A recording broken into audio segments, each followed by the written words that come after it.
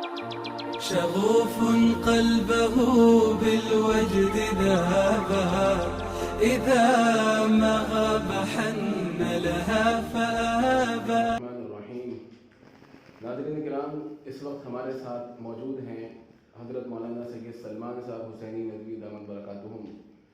تبلیغی جماعت کی تازہ کوششوں کے سلسلے میں ہم مولانا سے چند سوالات پوچھیں گے. مولانا، سوشل میڈیا کے حلقوں میں اس وقت تبلیغی جماعت کے دونوں دھڑوں کا اختلاف موضوع بحث بنا ہوا ہے. مزید برآں جناب نے تبلیغ کے دونوں حلقوں کو ملانے کے لیے جو قابل عمل فارمولہ پیش کیا تھا اسے بھی تنازع کا شکار بنایا جا رہا ہے.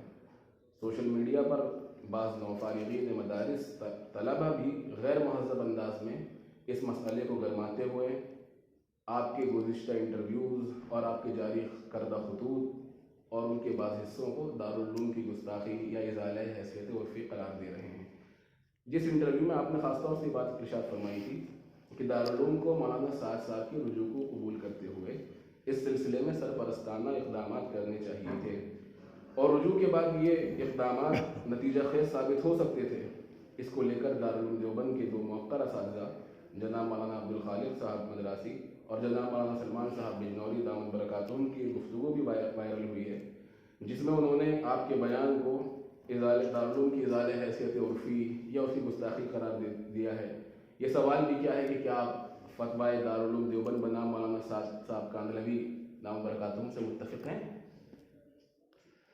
الحمدللہ والصلاة والسلام علی رسول اللہ. میں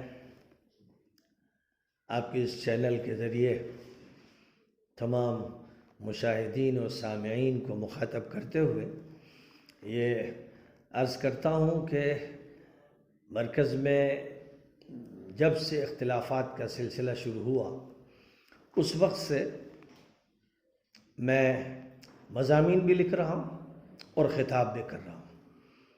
پہلے دن سے میری کوشش ہے کہ اختلاف صرف علمی اختلاف تک یا انتظامی اختلاف تک رہے. علمی اختلاف کبھی ممنوع نہیں رہا ہے، انتظامی اختلاف بھی ہو سکتا ہے، لیکن اختلاف کو نزاع بنا دینا، اختلافات کے نتیجے میں جھگڑے ہونا، مسجد جو پوری امت کو جوڑنے کے لیے ہے اور اللہ کے لیے ہوتی ہے، کسی کی جائیداد نہیں ہوتی، اس کو بھی نزاع کا، جھگڑوں کا، فتنوں کا مرکز بنا دینا. مسجدوں میں جھگڑے شروع ہو جائیں اور بات پھر اتنی بڑھے کہ نہ صرف یہ کہ دو مرکز ہو جائیں اور دو حلقے ہو جائیں، نوبت یہاں تک پہنچے اور اس ملک میں کہ جہاں سب سے بڑا تبلیغی اجتماع سالہ سال سے ہو رہا ہے، بنگلہ دیش کی سرزمین پر آپس میں تبلیغی بھائیوں پر، بوڑھوں پر، جن کی داڑھیاں دیکھ کر یہ محسوس ہوتا ہے کہ یہ علماء ہیں، صلحاء ہیں، اولیاء ہیں، ان پر ڈنڈوں سے حملے، پتھروں سے حملے، لوگوں کی شہادت ہو جائے، لوگ زخمی ہو جائیں، بات یہاں تک پہنچ جائے. ایک ایسی تنظیم، ایک ایسی تحریک جو تمام تحریکات میں اپنا سب سے زیادہ نمایاں امتیاز یہ رکھتی تھی کہ وہاں فقہی بھی اختلافات نہیں ہوتے، کلامی اور اعتقادی اختلافات کا تو سوال ہی نہیں، فقہی اختلافات بھی نہیں چھیڑے جاتے، فقہی مسائل بھی نہیں بیان کیے جاتے کہ علماء سے پوچھے جائیں. جہاں سارا زور فضائل اعمال پر دیا جاتا رہا، جہاں امت کو دعوت کے لیے بلکہ اپنی اصلاح کے لیے متحرک کیا جاتا رہا، جہاں باہر کے ماحول سے مسجد میں لایا گیا تاکہ سکینت کا ماحول ملے اور خضوع کی کیفیت پیدا ہو، جہاں توحید سمجھائی گئی، علم سمجھایا گیا، جہاں ذکر سمجھایا گیا، جہاں مسلم کا اکرام سمجھایا گیا بلکہ لازم کیا گیا، جہاں دعوت کے راستے میں جان و مال کی قربانی سکھائی گئی، وہاں ایسا ہونے لگے. یہ افسوس کی بات ہے، المناک بات ہے، اور سب سے بڑی بات یہ ہے کہ اس سے جو میسج جا رہا ہے تمام لوگوں کو، مسلمان ہو یا غیر مسلم ہو، اتنا خراب میسج جا رہا ہے جس کے نتیجے میں ڈر یہ ہے کہ کہیں کام بند نہ ہو جائے یا اتنا بدنام نہ ہو جائے کہ پھر اس کا کوئی اثر ہی باقی نہ رہے۔ ان تمام حالات میں ہم سب کی یہ کوشش ہونی چاہیے، اور میں نے عاجزانہ کوششیں کی کہ سب سے بہتر شکل ہے کہ دونوں متفق ہو جائیں، جو مرکز سے چلے گئے مرکز واپس آ جائیں۔ اگر یہ نہیں ہو سکتا ہے تو اپنے اپنے مراکز میں اپنے نہج پر اپنے نظریے کے ساتھ کام کریں، لیکن کسی مسجد کو بھی جھگڑے کی جگہ نہ بنائیں۔ جھگڑا نہ سڑک پر ہو، نہ گلی میں ہو، نہ مسجد میں ہو، نہ کہیں بھی ہو۔ اکرام مسلم، اصول 6 میں سے اکرام مسلم کا جو اصول ہے، سب سے زیادہ اس وقت اس پر عمل کرنے کی ضرورت ہے۔ مسلمان شرابی ہو، جواڑی ہو، تب بھی یہ بتایا گیا کہ اس کا بھی اکرام کرو، اس کی برائی ذکر مت کرو۔ گشت کرانے والے کو یہ سمجھایا گیا کہ لوگوں کی برائیاں مت بیان کرو۔ تو جب یہ عمل کرایا گیا، اسی کی تربیت دی گئی، تو یہ کیسے ہونے لگا کہ 2 فریق ہو جائیں، دونوں میں علماء، دونوں میں طلباء، دونوں میں عوام، دونوں میں خواص، اور پھر ان کے درمیان اختلافات بڑھتے بڑھتے ایسے نزاعات کی شکل اختیار کریں جن کا منظر بڑا کریہ، جن کا حال بے انتہا افسوسناک اور المناک ہو، اور یہ خطرات محسوس ہونے لگے کہ کیا جماعت کا کام اب اسی طرح چلتا رہے گا۔ ایسے حالات میں ہم سب کو چاہیے تھا، اور مجھے بڑی خوشی ہے کہ پاکستان میں حضرت مولانا تقی عثمانی صاحب دامت برکاتہم نے اس سلسلے میں پیش قدمی کی، اور علماء کی ایک بڑی جماعت کو ساتھ لے کر مولانا نے ایک خط دونوں فریقین کا یہ یا دونوں حلقوں کے نام جاری فرمایا، جس میں دونوں سے دستبستہ گزارش کی، عاجزانہ گزارش کی، مخلصانہ گزارش کی کہ آپ آپس میں اتحاد قائم کریں، یا کم از کم ایسی شکل پیدا کر لیں جس سے نزاع نہ پیدا ہو۔ یہ جو ان کی طرف سے خط جاری کیا گیا، جس کو سب کے سامنے آنا چاہیے، اور مولانا سجاد صاحب کو بھی میں لائق تعریف و قدر سمجھتا ہوں کہ الفرقان میں انہوں نے اس کا اہتمام کے ساتھ اس خط کو اہتمام کے ساتھ جاری کیا۔ اس سے پہلے وہ خود بھی دونوں حلقوں سے درخواست کر چکے ہیں، اچھا مضمون لکھ چکے ہیں۔ ہر سنجیدہ عالم، ہر درد مند عالم فکر مند ہے، وہ مسائل کو نہیں اچھال رہا ہے، وہ خردہ گیری نہیں کر رہا ہے کہ صاحب نے کہاں کہاں ٹھوکر کھائی، وہ تو رجوع کر چکے۔ اب اس کے بعد دیوبند کی جو دیوبند ہے جہاں سے یہ بحث اٹھائی جا رہی ہے، اس کی ذمہ داری تھی کہ رجوع قبول کرتا، تعاون کرتا، سرپرستی کرتا۔ بہرحال پاکستان کے علماء جن کی بڑی لمبی فہرست ہے، اس پورے صفحے میں ان کی فہرست ہے، اور اس کے بعد پھر اس صفحے میں بھی فہرست کا تذکرہ ہے۔ بڑی تعداد میں پاکستان کے تمام موقر علماء نے ایک تحریر تیار کی، ایک خط لکھا جس میں دونوں سے درخواست کی کہ آپس میں اجتماعیت اور اتحاد کی کوشش کی جائے، اور اس کی جو بہتر سے بہتر شکل ہو اس کو تجویز کیا۔ انہوں نے کسی کی مذمت نہیں کی، کسی کی برائیاں نہیں اچھالی، کسی کی کمیاں نہیں پکڑی۔ یہی طریقہ ہے صحیح اور سنجیدہ طریقہ یہی۔ پھر میں مولانا خالد سیف اللہ صاحب جو ہمارے ہندوستان میں ایک جید اور بڑے عالم ہیں، اور ساتھ ہی ساتھ فقہ اکیڈمی کے صدر ہیں، یعنی فقہی مسائل میں ان کی نظر جتنی گہری ہے، میں سمجھتا ہوں کم ایسے اور حضرات ہوں گے جن کی نظر میں اتنی وسعت ہے، اور ہر سال کئی 100 علماء کا وہ اجلاس کراتے ہیں جن میں نئے نئے مسائل پر گفتگو ہوتی ہے۔ ان کا بھی یہ مضمون نور العلوم پرچے میں شائع ہوا، جس میں انہوں نے دونوں سے درخواست کی بڑی عاجزانہ کہ مصالحت ہونی چاہیے، اور علماء کو یہ نصیحت کی کہ آپ کا کام صرف رائے دینا ہے، دروغہ بننا نہیں، آپ کو مسیطر بنا کر مسلط نہیں کیا گیا۔ مولانا خالد سیف اللہ صاحب نے جو مضمون لکھا، اور مولانا تقی عثمانی صاحب دامت برکاتہم نے بہت سے علماء کی دستخطوں سے جو خط جاری کیا، وہ اسی مضمون پر مشتمل ہے جو یہ بندہ عاجز پیش کر رہا ہے۔ میں نے بھی یہی بات کہی، میں نے بھی یہی بات لکھی، میں نے خطوط بھی مولانا سعد صاحب کو اور مولانا احمد لاٹ صاحب کو لکھے، اور ساتھ ہی ساتھ بیانات کیے۔ میرا ایک بیان وائرل ہوا، نیٹ پر آیا، دوسرا بیان آیا، تیسرا بیان آیا. عرب حضرات نے رجوع کیا مجھ سے کہ ہم لوگ چاہتے ہیں کہ آپ کی بات کا ترجمہ ہو جائے. یہ بات بہت مناسب ہے، بڑی ضروری ہے، دنیا پوری پریشان ہے، بے شمار عرب پریشان ہیں، لہذا آپ اپنے خطوط کا اور اپنی باتوں کا ترجمہ کر کے نیٹ پہ ڈال دیں. تو پھر میں نے عربی زبان میں ایک انٹرویو جاری کیا. میرا ایک انٹرویو عربی زبان میں لیا گیا اور اس انٹرویو کو بھی وائرل کر دیا گیا، نیٹ پہ ڈال دیا گیا. تو اس اعتبار سے عربوں میں بھی وہ بات پہنچ گئی اور بر صغیر میں بھی وہ بات پہنچ گئی. اب مجھے افسوس ہے، بہت ہی افسوس ہے کہ جو طلباء ہیں یا ابھی نئے فارغین ہیں، ان کی تربیت اس طرح ہوئی نہیں کہ ان کو اختلاف کا ادب سکھایا جائے اور صحیح فہم عطا کیا جائے. شاید ایسا لگتا ہے کہ وہ مدرسوں میں پڑھ کر ہر وقت ایک دنگل دیکھتے ہیں کہ طہارت کے مسائل میں ایک دنگل مچا ہوا ہے اور کلامی مسائل میں ایک دنگل مچا ہوا ہے. ایسا لگ رہا ہے جیسے احناف شوافے کو شکست دے رہے ہیں اور شوافے احناف کو شکست دے رہے ہیں. شاید یہی ماحول ہے جس نے ان کے دماغوں کو ایسا بنا دیا کہ ہر وقت وہ معرکے میں رہتے ہیں، دنگل میں رہتے ہیں اور مناظرہ کرنا چاہتے ہیں.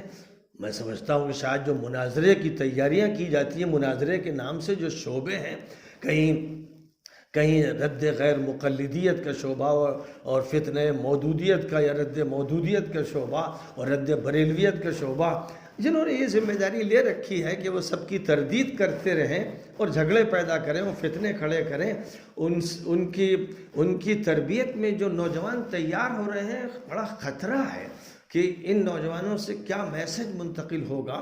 غیر مسلموں میں جو ہوگا وہ تو آپ دیکھ ہی رہے ہیں کہ کیا صورتحال اس وقت پیدا ہو رہی ہے، کتنی شدت پیدا ہو رہی ہے. خاص طور پر دیوبند کے بارے میں کتنی سخت باتیں آج میڈیا میں غیر مسلموں کی طرف سے کہی جا رہی ہیں.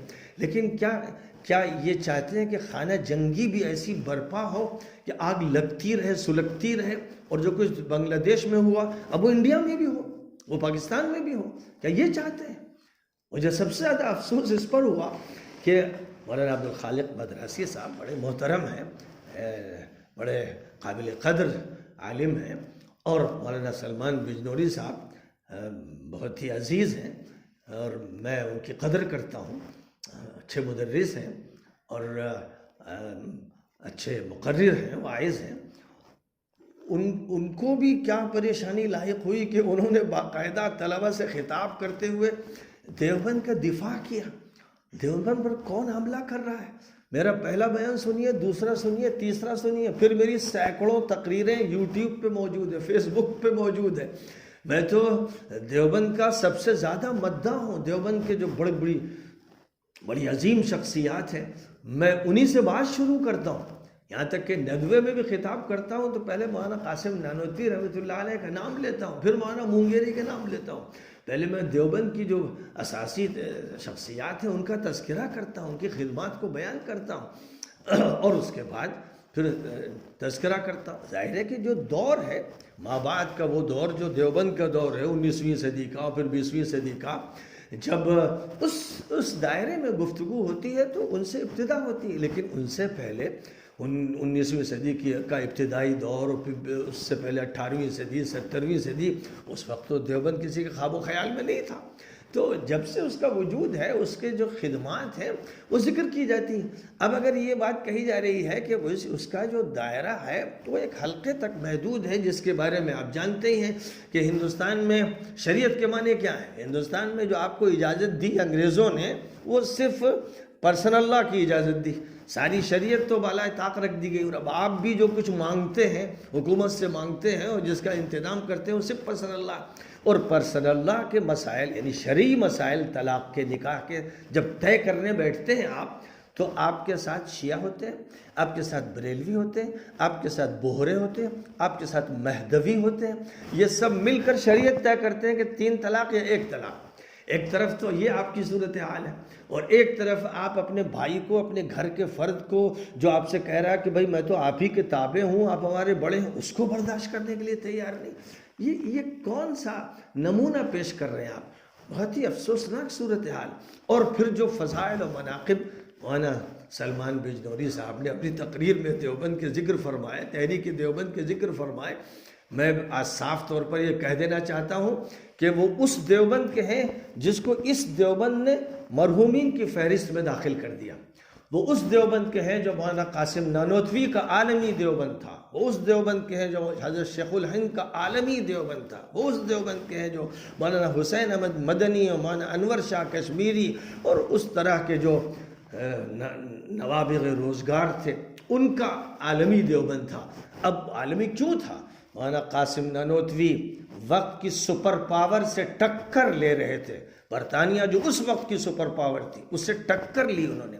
پھر اس کے بعد جب مدرسہ قائم کیا، ایک درخت کے نیچے سے بات شروع ہوئی تو وہ مدرسہ قائم کیا گیا تھا آئندہ ٹکر لینے کے لیے تدبیر اور انتظام کی خاطر ایک ٹیم کو تیار کرنے کا.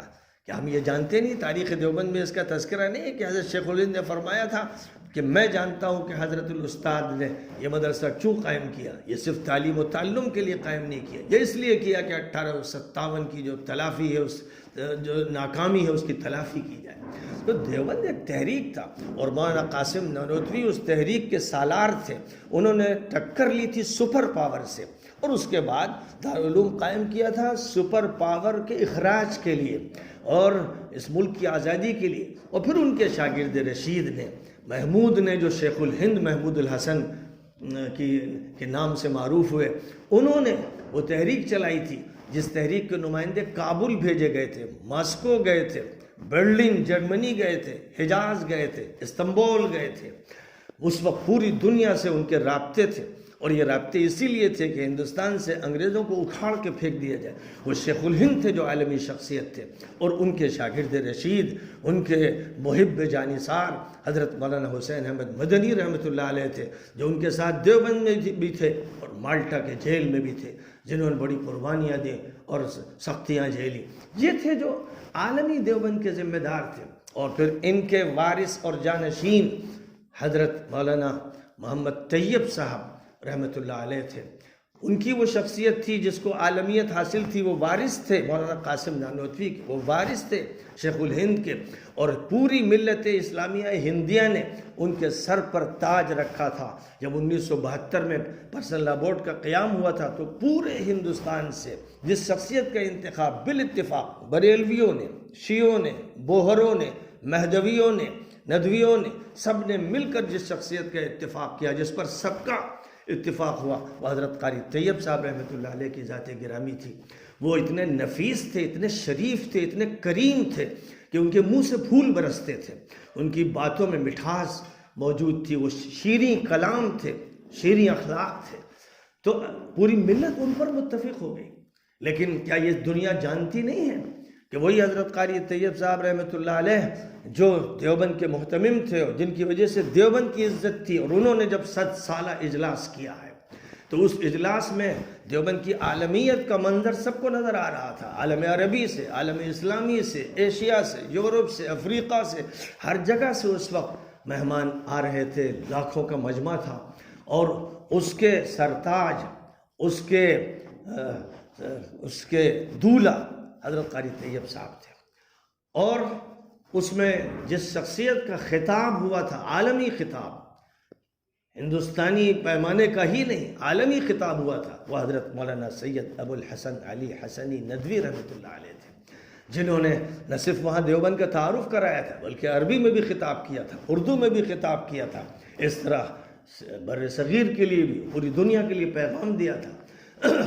اور پھر جو دوسری تاریخ شروع ہوئی ہے اس کے پیچھے کون کون ہے جاننے والے جانتے ہیں کہ اسی اجلاس میں جو سب سے بڑا منحوس واقعہ پیش آیا کہ علماء کے بیچ میں، صلحاء اور اولیاء کے بیچ میں کانگریس کی دیوی اندرا گاندھی کو بلایا گیا اور اندرا گاندھی کی وہاں پر آمد اور پھر حجاب اور اختلاط اور نظر اور چنی اور چنا کے وہ سارے مسئلے جن کو درجوں میں پڑھایا جاتا تھا، جب وہ سب کے سب بالائے طاق رکھ دیے گئے اور وقت کی ایک ظالم حکمراں کو وہاں پر علماء کے بیچ میں لا کے بٹھایا گیا تو پھر محسوس کر لیا اہل دل نے کہ اللہ ناراض ہے.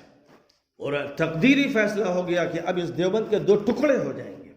تو جو دیوبند اصل تھا وہ الگ کر دیا گیا. دیوبند کی عمارتوں سے، جن عمارتوں میں مولانا محمد احمد صاحب اور حضرت قاری طیب صاحب اور ان کے بیٹے مولانا سالم صاحب رہے، ان کو اس عمارت سے نکال باہر کیا گیا. مولانا قاسم کے اہل بیت پر، مولانا قاسم کی اولاد پر جو ظلم ہوا ہے، اس ظلم کو فراموش نہیں کیا جا سکتا ہے.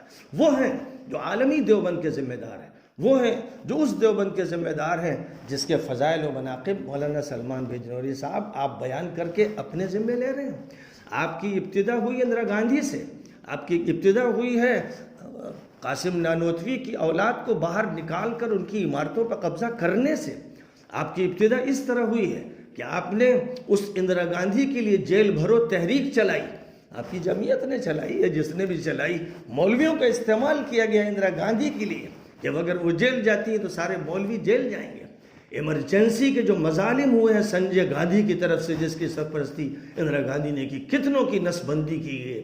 یہ ظاہر ہے کہ یہ نیا دیوبند ہے کہ جو کانگریس سے نتھی ہو گیا، اس کا زمینہ بن گیا، اس کے ساتھ کھڑا ہو گیا. تو اب بر صغیر میں اس کو کس نگاہوں سے دیکھا گیا؟ دیکھ لیجئے کہ قاری صاحب دنیا سے رخصت ہوئے تو اب ملت کی نگاہیں اس دیوبند کی طرف نہیں اٹھی. وہاں انہیں کوئی شخص نظر نہیں آیا.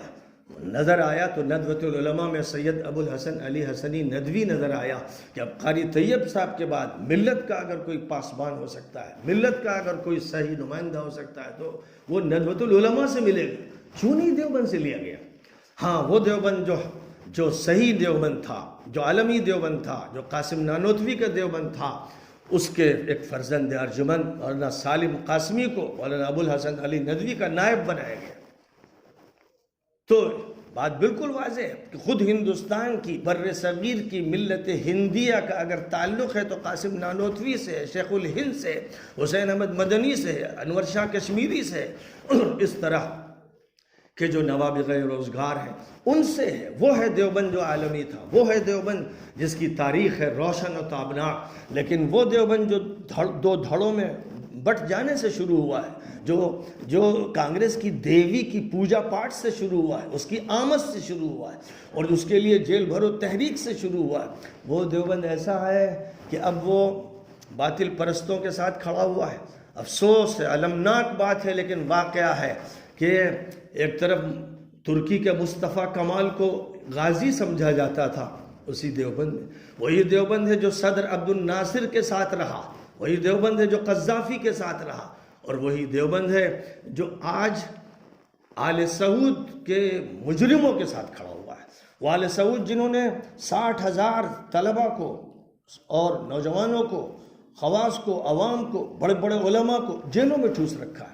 وہ آل سعود جنہوں نے پورے ملک جزیرۃ العرب میں یہودیوں کو، صلیبیوں کو، صہیونیوں کو مواقع دے رکھے ہیں، ان کے فوجی اڈے قائم کر رکھے ہیں. وہ آل سعود جن کا سرپرست ٹرمپ ہے، جن کی دوستی نیتن یاہو سے ہے، جو پورے جزیرۃ العرب میں سینما گھر قائم کر رہے ہیں، تھیٹر قائم کر رہے ہیں، بچے بچے کو معلوم ہے، جن کی وجہ سے یمن مظلوم ہے، جن کی وجہ سے شام مظلوم ہے. یہ جو آل سعود ہیں، آج آپ کا جو دیوبند ہے مولانا سلمان بجنوری، وہ آل سعود کے تلوے چاٹنے میں لگا ہوا ہے. آج آپ کے ہاں حق ختم ہو گیا. آپ احقاق حق اور ابطال باطل کہتے ہیں. آپ کا یہ احقاق حق وہ ہے جس نے ملک کو پہلے 2 ٹکڑوں میں بانٹا، بریلویت اور دیوبندیت الگ الگ ٹکڑوں میں بٹی، ملک آدھا آدھا تقسیم ہو گیا. یا کہتے ہیں بریلوی کہ ہم 2/3. آپ ہیں جنہوں نے دیوبند کے 2 ٹکڑے کیے، آپ ہیں جنہوں نے جمعیت کے 2 ٹکڑے کیے، آپ ہیں جنہوں نے تبلیغ کے 2 ٹکڑے کیے، آپ ہیں جنہوں نے مذاہب علوم کے 2 ٹکڑے کیے. آپ کا یہی مزاج ہے، آپ کا یہی کام ہے، یہی مشن ہے. اب ڈر لگتا ہے کہ اب کون سی تنظیم آگے آئے گی، اس کے ٹکڑے ہوں گے. جماعت اسلامی آپ کے نزدیک گمراہ ہے، اہل حدیث آپ کے نزدیک گمراہ ہیں. ان کے فتنے کی تردید کے لیے، مناظروں کے لیے آپ نوجوانوں کو، طلبہ کو تیار کر رہے ہیں. ایک طرف آپ وہ کرتے ہیں، دوسری طرف آپ پرسنل لا بورڈ میں شیعوں کے ساتھ، بوہروں کے ساتھ، بریلویوں کے ساتھ تھوڑی دیر کے لیے بیٹھ جاتے ہیں. اور اسی طرح اور کیا کیا کرتے ہیں. آپ اس وقت سعودی حکومت کی تعریف کرتے ہیں، اس کے ساتھ رہتے ہیں اور اس کی دعوت پر لبیک کہتے ہیں، اس کے جرائم سے پوری ملت کا بچہ واقف ہے۔ آج دنیا جانتی ہے کہ محمد ابن سلمان ایک طرف ظالم بھی ہے اور ایک طرف فحاش بھی ہے۔ اس نے جزیرۃ العرب میں، جو ہمارا حرم ہے، پورا ملک، حضور نے فرمایا تھا اخرج الیہود والنصارى من جزیرۃ العرب، حضور نے فرمایا تھا اخرج المشرکین من جزیرۃ العرب۔ آپ کا ابو ظبی، آپ کا دبئی، آل نہیان کا یہ علاقہ، یہ جزیرۃ العرب کا ہے۔ ابھی یہاں پوپ کو بلایا گیا اور اس کا وہ اکرام کیا گیا جو صدر جمہوریہ کا کیا جاتا ہے، اور وہاں چرچز قائم کیے گئے اور وہاں مندر قائم کیے گئے۔ آپ کی زبانیں حق کے لیے نہیں کھلتی؟ یہ حقاق حق کس کے لیے ہے؟ مولانا سعد کے لیے؟ یہ حقاق حق اور ابطال باطل صرف تبلیغ کے لیے؟ مولانا سلمان بجنوری صاحب آپ نصیحت فرما رہے ہیں کہ صلاحیت کا استعمال بھی چاہیے۔ جو آپ کو اللہ نے بولنے کی صلاحیت دی ہے، کچھ لکھنے کی صلاحیت دی ہے، اس کا صحیح استعمال کیجئے۔ اور جو وقت کے ظالم ہیں اور وقت کے مجرم ہیں، میں نے بتایا کہ صالح مغامسی نے ابو بکر صدیق کا نام لے کر گستاخی کی، خالد بن الولید کا نام لے کر گستاخی کی رضی اللہ عنہما، اور آپ کے عبد الرحمن السدیس نے حضرت عمر کی صفت، حضور نے فرمایا تھا وہ ملہم اور محدث، یا یوں کہ اگر یکو فی امتی محدث فعمر، آپ کے جناب سدیس نے محمد ابن سلمان جیسے مجرم کو، عیاش کو، جزیرۃ العرب کو فروخت کرنے والے انسان کو محدث قرار دیا، ملہم قرار دیا۔ احقاق حق کہاں گیا؟ ابطال باطل کہاں گیا؟ ذرا براہ کرم اپنے گریبان میں منہ ڈال کر دیکھیے اور دیکھیے کہ آپ وہ دیوبند نہیں ہیں۔ وہ دیوبند مولانا قاسم نانوتوی کا ہے، وہ دیوبند ہمارے نوجوان عزیز شکیب قاسمی کا ہے، وہ دیوبند ہے جو بانی کی میراث سنبھالے ہوئے ہیں، اور آپ بانی اور بانی کی اولاد کے باغی ہیں۔ آپ نے دھکے دے کر ان کو اس دیوبند سے نکالا جو انہوں نے بنایا، جو ان کا ہے، جس میں ان کا فکر چلا۔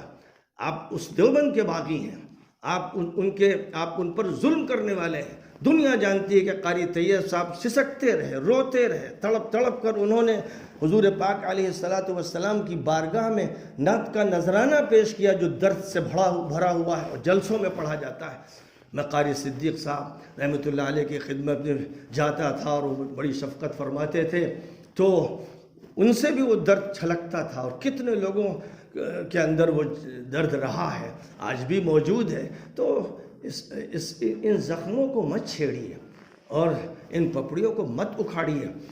آپ کا جو دیوبند ہے وہ بر صغیر میں بھی تسلیم شدہ نہیں۔ آپ کو ملت، آپ کے اندر سے ملت کسی کو قائد بنانے کے لیے تیار نہیں۔ وہ مقام تھا قاری طیب صاحب کا، اور ان کے بعد مقام تھا مولانا سالم قاسمی صاحب کا، اور اس نسبت کو دیکھتے ہوئے اور علم کو، ادب کو، شائستگی کو، شرافت کو، نرمی کو دیکھتے ہوئے وہ مقام ہے، میں سمجھتا ہوں مولانا ابو سفیان قاسمی کا۔ ان کے پاس اگر پیسہ نہیں اور آپ کے پاس پیسہ زیادہ ہے اور آپ نے دولت کے مراکز سے رابطہ قائم کر رکھا اور بلڈنگیں بنا سکتے ہیں اور زیادہ طلبہ کو لا سکتے ہیں، اس سے نہ اللہ کے ہاں عزت ہوتی نہ رسول اللہ کے ہاں۔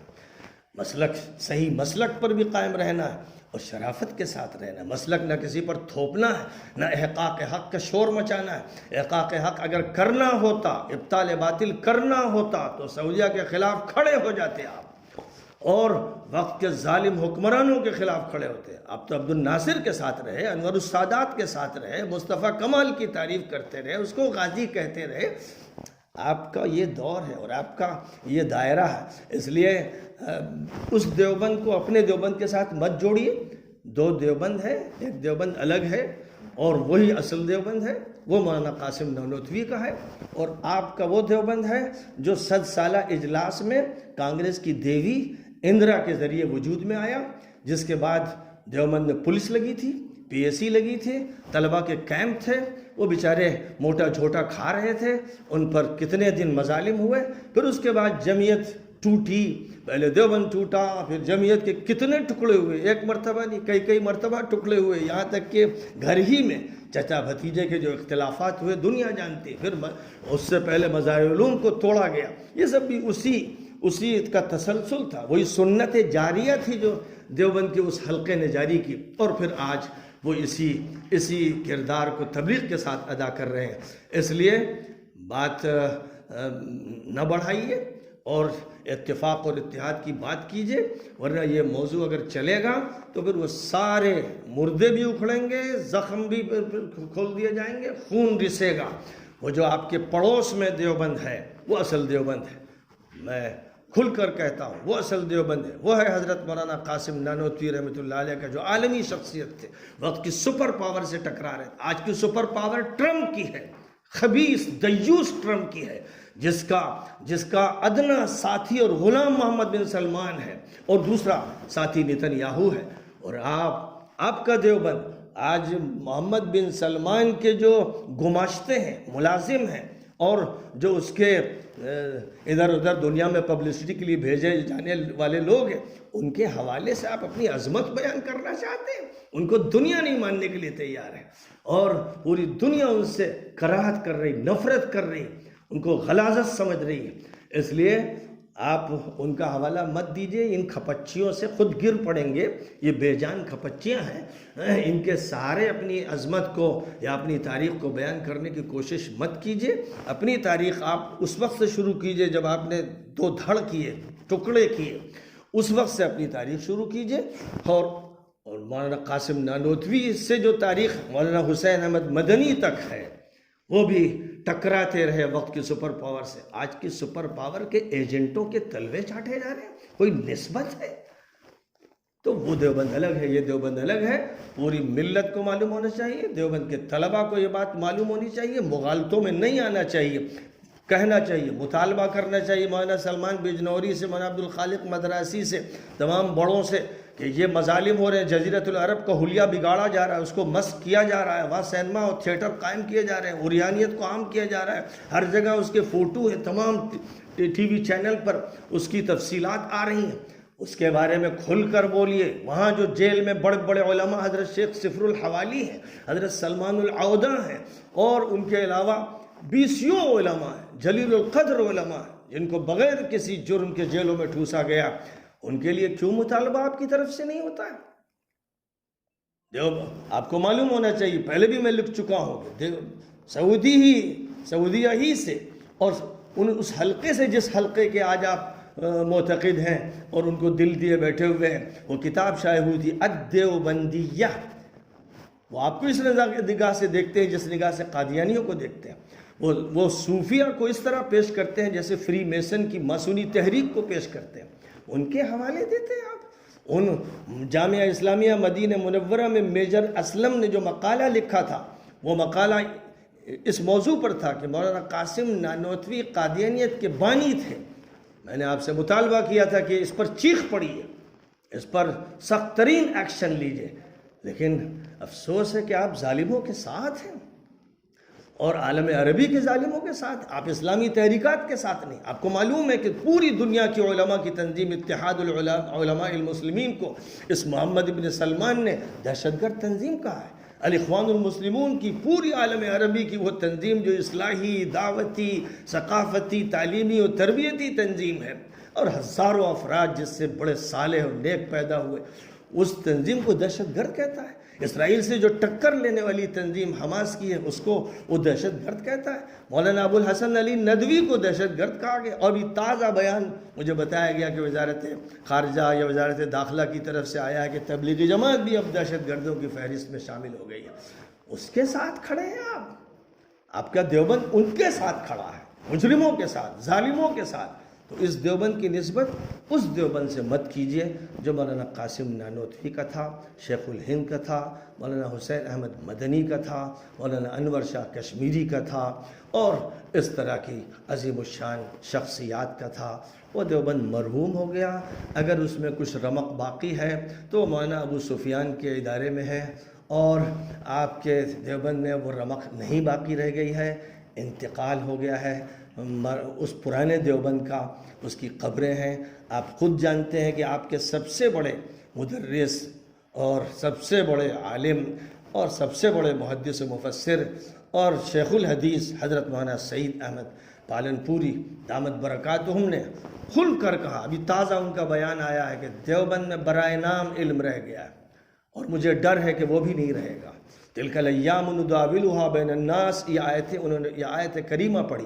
ان کا کہنا ہے کہ اب تو حالت یہ ہے کہ دیوبندی اپنی مسجدوں میں اپنے لوگوں کی قبریں بنا رہے ہیں، اور یہ ایک سلسلہ ایک عرصے سے ان قبروں کی پوجا پاٹ کی جائے گی۔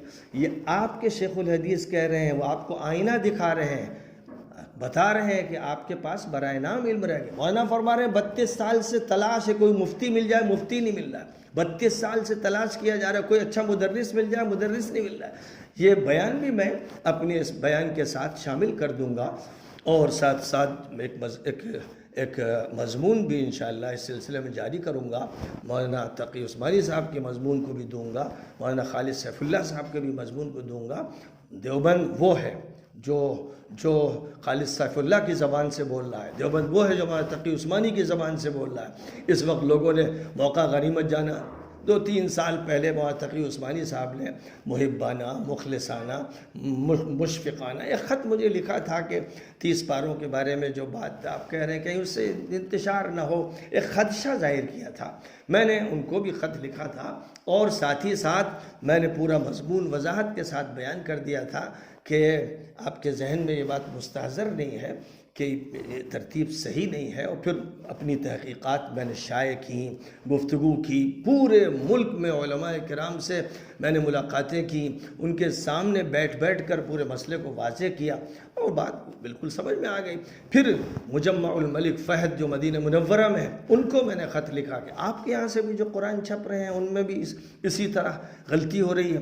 اگرچہ وہ کم از کم والمحسنات کو پارہ نہیں شمار کرتے, ان کے یہاں یہ اہتمام ہے. ایسی 14واں پارہ ان کے یہاں سورے سے شروع ہے. یہ تبدیلیاں کی ہیں انہوں نے, کیونکہ معلوم ہے کہ جو تبدیلی کسی زمانے میں کی گئی ہو, جس طرح پارے مرتب کر دیے گئے ہیں, وہ صحیح نہیں ہیں. اور میں نے اپنی تحقیق سے پیش کر دیا ہے کہ یہ عمل 7ویں صدی کے اخیر میں یا 8ویں صدی کے شروع میں ہوا ہے, کیونکہ پاروں کا کہیں بھی ذکر نہ طبری کے یہاں ہے, پاروں کا کہیں بھی ذکر نہ رازی کے یہاں ہے, نہ قرطبی کے یہاں ہے. تصور نے خواب میں انہوں نے یہ پارے نہیں دیکھے تھے جو بعد میں ایجاد کر لیے گئے, غالباً 8ویں صدی کے شروع میں یا 7ویں صدی ہجری کے اخیر میں. اور یہ سب باتیں میں نے وضاحت سے لکھ دی ہیں. میں نے جو قرآن پاک شائع کیا ہے اس میں ایک مضمون لکھا ہے جس میں مولانا تقی عثمانی صاحب کے علوم القرآن سے بھی مضمون کا وہ حصہ لیا ہے جس میں رکوع اور اوقاف وغیرہ سے متعلق انہوں نے بہت اچھی تحریر فرمائی ہے. اس لیے جو خط ابھی بعض لوگوں نے جاری کیا وہ صرف شرارت ہے, خباثت نفس ہے. مولانا تقی صاحب کا میں بہت احترام کرتا ہوں, وہ بڑے قابل قدر عالم ہیں, اور انہوں نے مجھے مشورہ دیا محبانہ, مخلصانہ, مشفقانہ, اور سر و آنکھوں پر وہ مشورہ. لیکن جو میرے پاس تحقیقات ہیں وہ میں نے پیش کر دی ہیں, جن سے ہر عالم کو مطمئن ہونا ہے. کوئی پھر اس کے بعد نہ خدشہ ظاہر ہوا, ایک چیز واقع میں آ گئی, جن خدشات کا انہیں خطرہ تھا وہ الحمدللہ پیش نہیں آئے. تو اس لیے ان چیزوں کو اچھالنا ایک شرارت اور خباثت ہے. یہاں تک کہ ابھی میرا بنگلہ دیش کا پروگرام تھا, ہو سکتا ہے ہو, تو وہاں پر بھی کچھ خبیث النفس لوگوں نے, شریر النفس لوگوں نے یہ کہا کہ مولانا ساتھ کے ساتھ یہ ہیں, تائید کر رہے ہیں, تو ہم ان کا پروگرام ملتوی کرا دیں گے. ظاہر گھٹیا پن کی انتہا ہے. یہ وہی لوگ ہیں جنہوں نے وہاں ڈنڈے چلائے, جنہوں نے وہاں خمے بازی کی.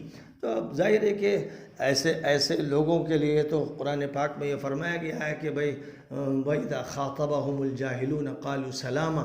تو میں بھی ان کو سلام کرتا ہوں, یا یوں کہیے کہ ان کی سلامتی کی دعا کرتا ہوں, یا یہ کہ میں ان سے جو بات بھی کہتا ہوں سلامتی کی کہتا ہوں, اور یہ چاہتا ہوں کہ ان سے کترا کر نکل جاؤں. وَلَقَدْ أَمُرُّ عَلَى اللَّئِيمِ يَسُبُّنِي فَمَضَيْتُ ثَمَّةَ قُلْتُ لَا يَعْنِينِي. شغوف قلبه بالوجد ذابا, إذا ما غاب حن لها فآبا. تولع في صباه فلا تلومه, محبا شب في وله وشاب.